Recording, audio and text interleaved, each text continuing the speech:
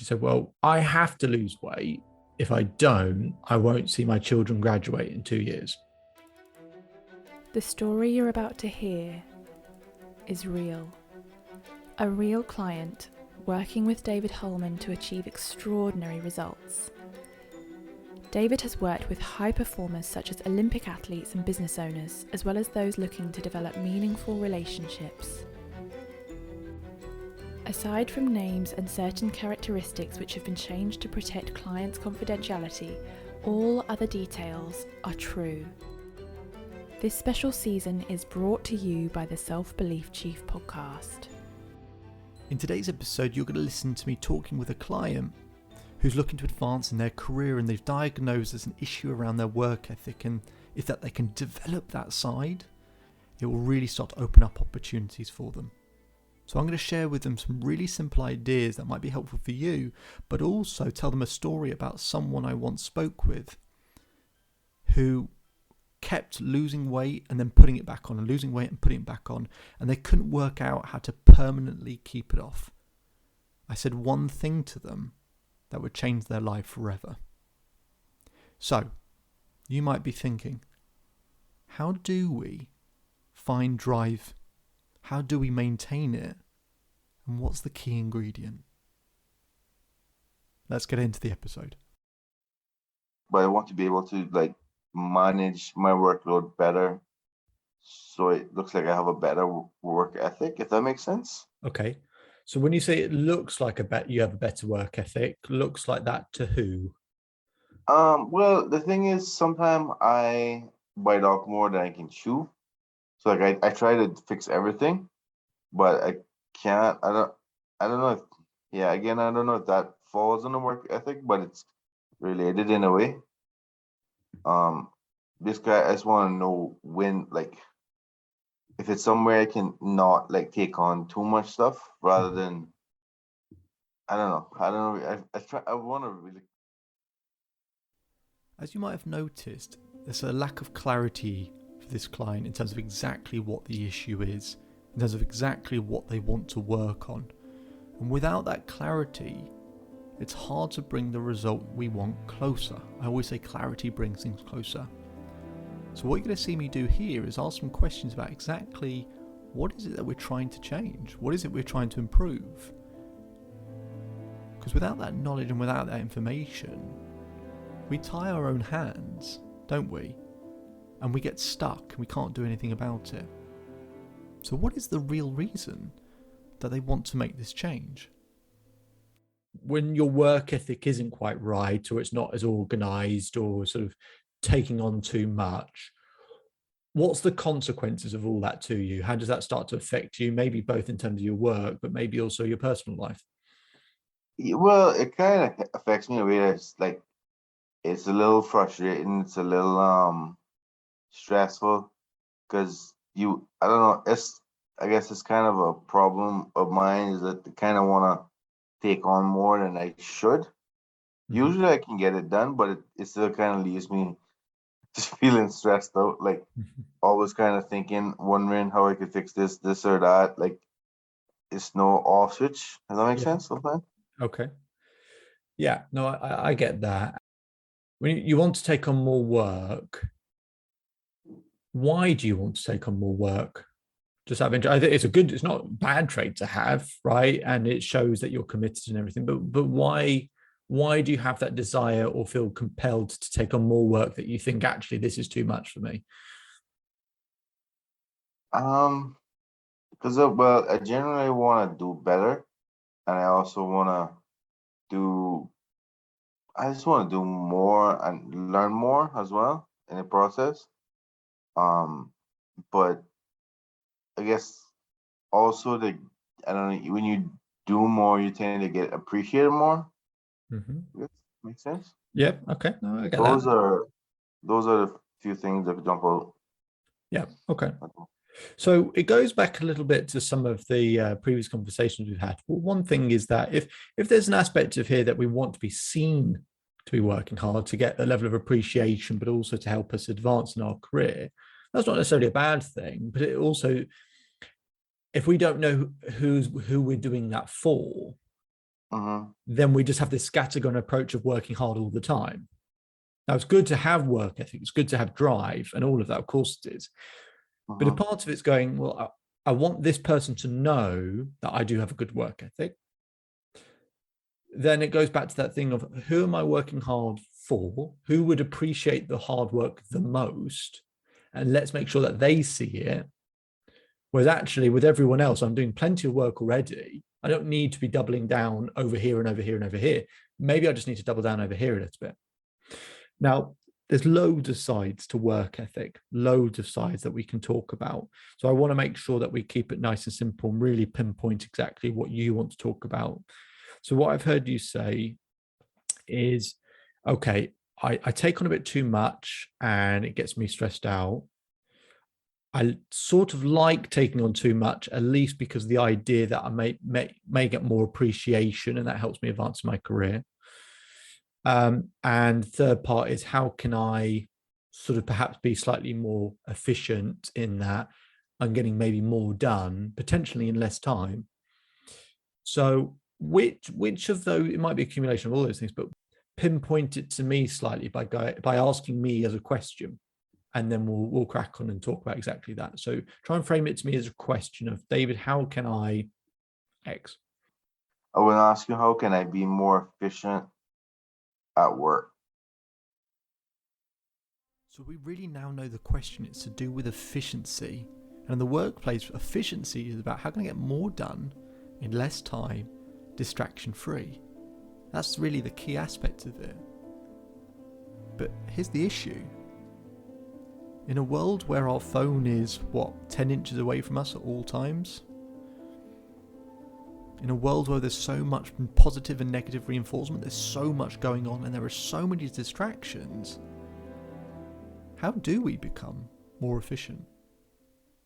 So, a couple of things I'll mention, and then we can, I'll highlight a few things that we could concentrate on or focus on that help people. And then we can make some decisions about what you think would be most effective. So I'll mention a few things. When I was younger, I had quite a tough time particularly at school, where I'm half Christian, half Jewish, and experienced quite a bit of discrimination at points. And every day my anxiety would build up during the course of the day. It would be okay at the beginning and then just build and build and build and build, and it get really, really big and really, really so high in my chest. As I got older, I was finding that each day that temperature kept rising through the day. And then by the time that I started my business, I was finding myself also dealing with other people's problems that they've got going on. It was all just building up too much. And by about 2 o'clock, I was burnt out every day. And if I had to take on one more bit of information or take on one more task or one more job or whatever it might be, I was going to explode. It's just way too much. And that was every day. So the first thing I had to do, which I've done every year, every single day for every single year since I've had my business, is that I don't wait to handle things in terms of my own stress level and emotions. I do things in a precautionary way. And one of those things is I went, when does that anxiety and stress start to peak? And I went, it's 2 o'clock. Every single day, that's going to peak at about 2 o'clock. And if I don't do something then, by the time it gets to 4, 5, 6 o'clock, I'm going to be out of my mind. Like I'm just going to be going crazy. So at 2 o'clock every day, I schedule half an hour to do 3 things, which is 1, I do an exercise, sort of some brain training exercises that you can get on your phone. Just do that for 5 minutes, just to use different parts of my brain, because when you're at work, you sort of, the same parts of your brain are always being used and the rest of your brain's not using. So I do this brain exercise for 5 minutes just to fire up the other parts of my brain, just so it reawakens everything. Then I'll do about 5 to 10 minutes of just meditation. And then I'll do another, say, 5 to 10 minutes. I've got a list of all the things I've ever done, things I'm grateful for, lots of other things that I've got on my phone, and I just read through that. And that helps me to reset. so that in the afternoon, where I've got more work to do and more to go on, I'm back to zero again. In terms of that temperature, it's come right back down again. And then I can operate again in the afternoon and I can function. So one thing for you potentially is we just need a bit of a reset for you somewhere in the day. So my first question would be, if you say, look, I'll take on loads of work and it stresses me out, it might just be 5 minutes that we do this. You don't need to do it for half an hour necessarily. Can I ask you, on average, what time during the day would you say you start to feel it a bit more? I'm sure some days are worse than others, but what time of day do you go, actually, that's when I'm really starting to feel a bit stressed by all this? Probably similar to you, because by like early afternoon, because sometimes I don't take lunch, I just get dug in, and by like you say, like around 2 or so, I notice like just I can't do anything. Like my brain is struggling. So I guess like I force feed caffeine half the time, but that's not good, I guess. Yeah. And that goes to a different aspect, which we could talk about, which is one of the most unsurprisingly important things for work ethic and drive is energy, right? And when we don't have the energy for it, we're really kind of working at like 30% of our capability. So sometimes we can get stressed, and it's just because you know what it's like when you're tired. You can feel really anxious and stressed and frustrated. When you feel rested, you're like, this is fine. I can do this. It's really easy. So the second thing to talk about, so what we got, one is a reset we can do. Second thing we can do is actually build our energy up. Now, how would you rate your sleep out of 10? I've been working on that better lately, but before 6.5. 6.5. Okay. Maybe. So, and tell me what you do. Tell me what you do in the half an hour before you go to bed. So are you watching TV? Are you on your phone? Are you doing, what are you doing? Most likely on my phone, which I know I shouldn't be feeling before bed. And why shouldn't you be doing that? Because of the lights and screens and all that. So here's a really simple thing that you can do so that you don't have to stop any of this. So So what science shows on that blue light that you get from, so exactly correctly identified, absolutely. Blue light is exactly like the sun. It tells our brain and body to stay awake. What they find is, let's say you're trying to go to bed at 11 and you put your phone down at 11. Most people think if they fall asleep within 15, 20 minutes, that if they get up at 7, they've had roughly 8 hours. Actually, what they've had is, just because you're unconscious doesn't mean you're in a deep sleep, which is when the brain and body is being repaired. It's actually, for you to get into a deep sleep, if you've turned off your phone at 11, you're not in a deep sleep till 2 a.m. It takes 3 hours to get into a deep sleep. So actually, every single day, people think they're sleeping 8 hours. They're only sleeping 5. So here's what you can do to get more sleep without actually having to sleep any longer, without having to compromise any of that. So on phones and laptops, I don't think you can get it on TV, but phones and laptops, they've got slightly better, having kind of like a night filter, but they're still not great. They're still not very good. What you can get on Android, I think it's called Twilight, and on Apple and on laptops, I think it's got f.lux, but there are loads of these apps. They're all free. They take 10 seconds. Sorry, go on. It's a blue light filter thing? Yeah. So, and I can put this in an email for you. So, but what it is specifically, more than just a blue light filter. So you have these on your phone or laptop. As I said, I don't think you can get it for your TV. It takes 10 seconds to set it up. It takes no time at all. But what they do, not only do they block the blue light, they emit a red light. So it's sending you to sleep. So by the time I get to 11 p.m., let's say on my phone or laptop, that thing might have been switched on since I have it on quite a lot of the time, regardless, actually, so it might be on from say 5 or 6 p.m. By the time it gets to 11 p.m., I'm doing that. I'm dozing off. And so I fall asleep within 10 minutes, but I also know I'm in a deep sleep within 10 minutes. So my suggestion for you might be, this might be the easiest thing for you to do, is imagine, let's conservatively say, I said that you get 3 hours sleep less, right? Let's conservatively say 2. If you think about it, imagine that you don't have to be in bed any longer. You don't have to stop using your phone or laptop, maybe your TV, but not too late. But say your phone or laptop, you just got this red light emitting instead. Uh-huh. You use those. Every night, you get 2 hours sleep back. In a week, that's 14 hours. That's 2 extra days worth of sleep. That's tremendous. So imagine what that's like, where over the course of a month, you essentially get a week's extra worth of sleep. Yeah, because that's a problem me too. Because I don't know if it's getting older or what, but I wake up during the night too to pee, so it's like that interrupting sleep as well. So yes, and a big part of that, aside from not drinking too late and a load of other things, a big part of that when people do wake up in the night, it's because they've not been in a deep sleep long enough.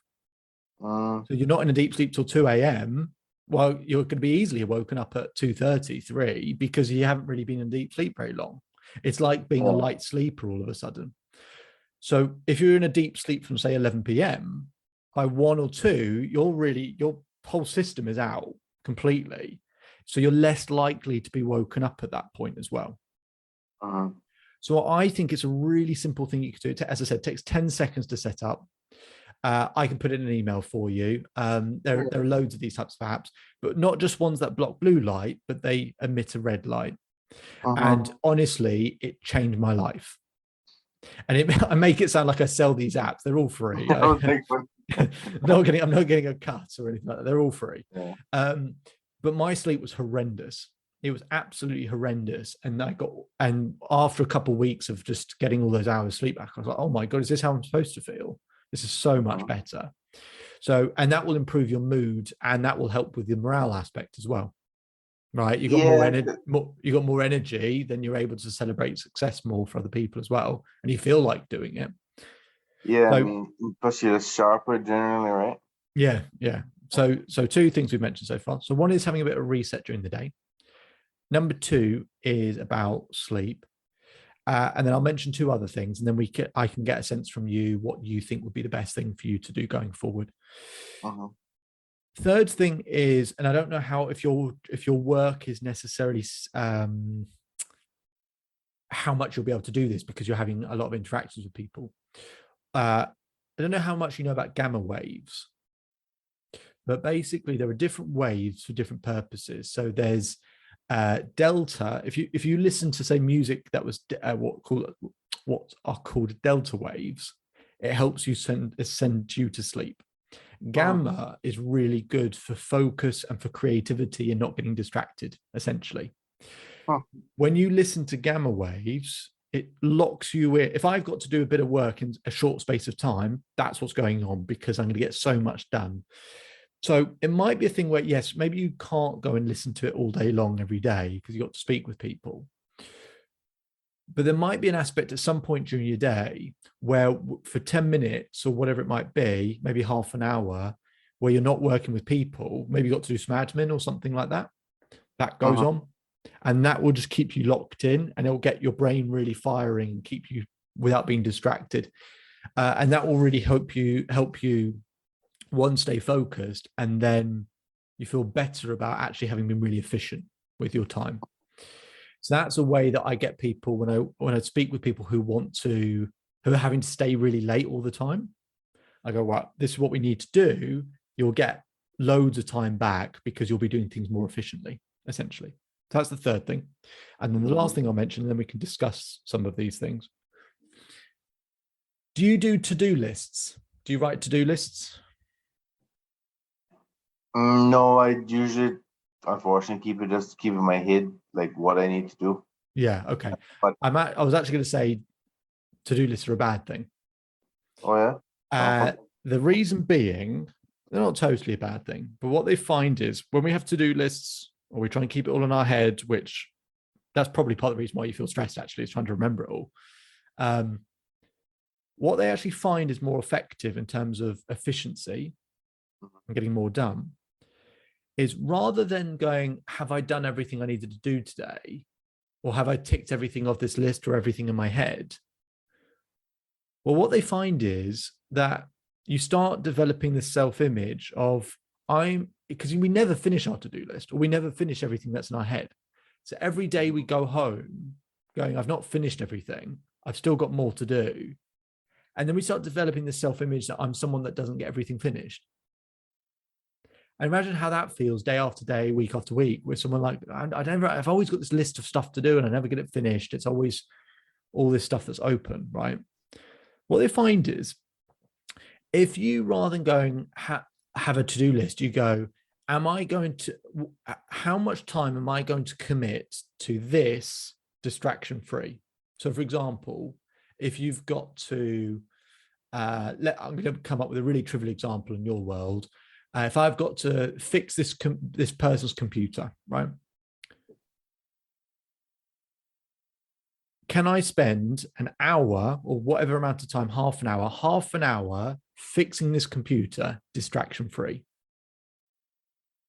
And what they find is when you do that, you feel a greater sense of accomplishment, but they also find you get more done than having a list of things that you got to do. They find if you go, I will commit to this thing distraction free for this period of time and do it, you actually get more done. And part of the reason for that is a psychological aspect, which is I'm feeling like I'm actually achieving things and succeeding. I'm getting stuff done. My self-image improves that I get things completed. And when you think you're good at something or feel even better at something, guess what? It makes you want to do more of it. It can be as simple as that. So anyway, I've spoken enough. So I'll just mention those 4 things and then we can talk about any of them that you'd like to talk about. So a bit of a reset to get your stress down. Improving your energy. That might be as simple as getting that app on your phone. A third thing is listening to gamma waves. And the fourth thing being sort of removing lists and kind of being more focused on committing to periods of time distraction free. And that allows us to be more efficient. So I don't know how you feel about those ideas, or if any of them are more interesting than others to you. But do you have any questions, or is there any of those that you go, actually, I think that would be more helpful than the others? No, I think all 4 in tandem will work for me. So the client likes all 4 of these ideas, but I want to make a really important point that I would stress to him. Life is not about how much you learn or how much you know. It's about implementation. It's about who effectively can implement the necessary steps. And there's a really important part, which is science shows when you take one commitment at a time, you have a 95% chance of turning it into a permanent habit, something you're going to keep. But when you take on 2 commitments at a time, you only have a 32% chance of keeping one of them. So while someone can like all 4 of those ideas, trying to do them all at once when you've not done them before is doomed for failure. It's not going to become a permanent change. So what we do is we do one, and we do that for a week, and once we've got that down and we're used to it, then we put in the next one. And once we've got that for another week, you've got those 2 things that you've been doing, one for 2 weeks, one for 1 week, then you add the third one in. So I say it takes about 7 to 10 days to turn something into a habit. So take one thing at a time, implement it, get used to it, and then put in the next piece.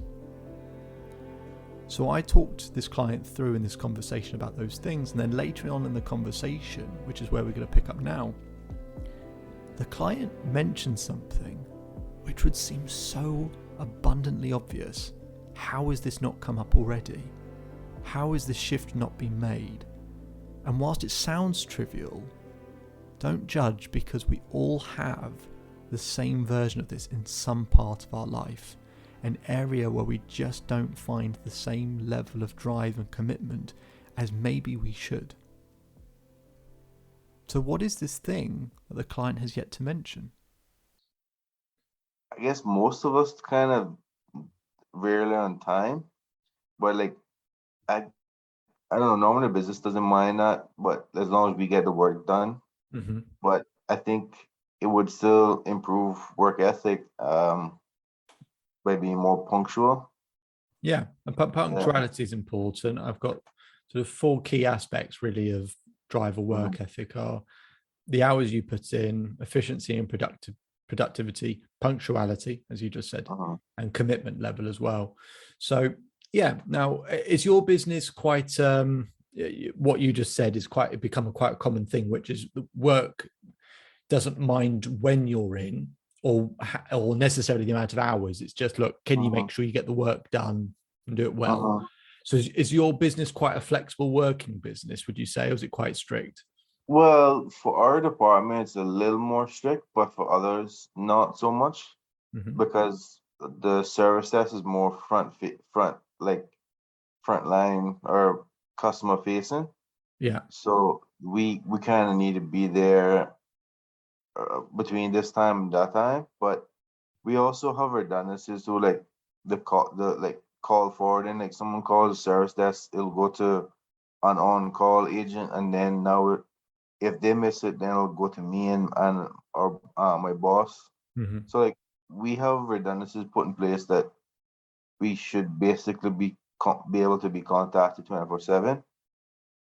So right, okay, yeah, so it's not super strict, but at the same time, they still have a certain expectancy of us to be there by this time, to this time. So if there's an expectation, are you and your team meeting that expectation? To be honest, no, not really. So if we're talking about work ethic and the perception of work ethic, of having a work ethic, if we know someone else has an expectation, then that sort of goes hand in hand with, well, if we want to be seen of having a certain work ethic and someone, and if they're important to your ability to move forward in your career, has an expectation and it's not an unreasonable one. If it's not an unreasonable one, then that might be a small adjustment to make. Now, that small adjustment might be something as simple as, look, we don't all have to be in by this time every day, but maybe we do it where we have a bit of there are loads of variations of this idea, but like a bit of a rota in terms of like each day. So on this week, this person needs to be in at this time on a Monday, just so there's like at least one of you or something that is there and always available.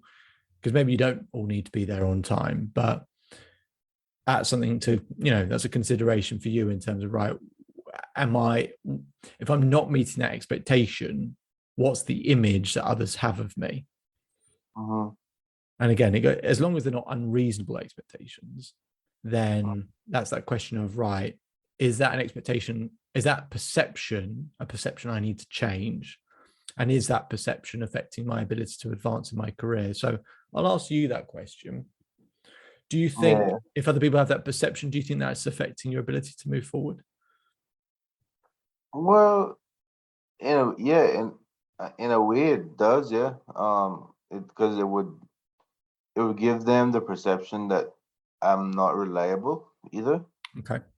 Yeah. I can just be honest. I'll be honest. It's like put myself in their shoes. Like you kind of wanna trust them to be there in case stuff happens.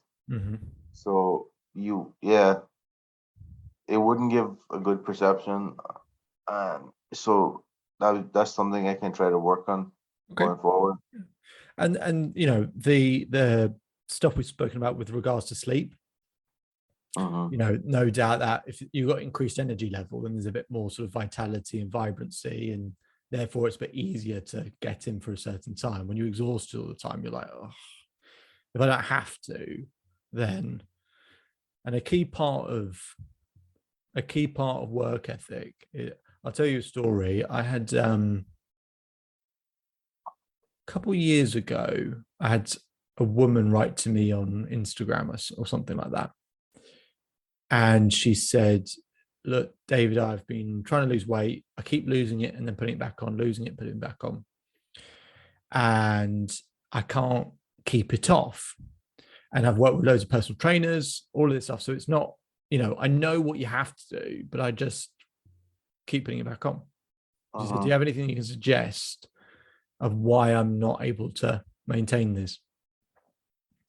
And I said to her, why do you have to lose weight? And she goes, well, I want to lose weight because I want to look good. I want to lose weight because it'll make me feel better. I want to lose weight because I want to have this thing done. I said, no. I didn't ask you why you wanted to lose weight. I said, why do you have to? So she thinks and she goes, can I come back to you in a couple of days after I've had to think about it? I said, okay. Didn't think I'd hear anything from her. And to her credit, she messaged me back a couple of days later and she said, David, I've worked it out. And I said, well, what is it? And she said, well, I have to lose weight because in her situation, she said, if I don't, I won't see my children graduate in 2 years. Now she has to. We don't get what we want in life. We get what we have to have. I wanted to finish up with that story because it's a really important aspect, probably the most important aspect of finding unrivaled drive and motivation. See, what we want in life, we all want things, but they don't all happen, do they?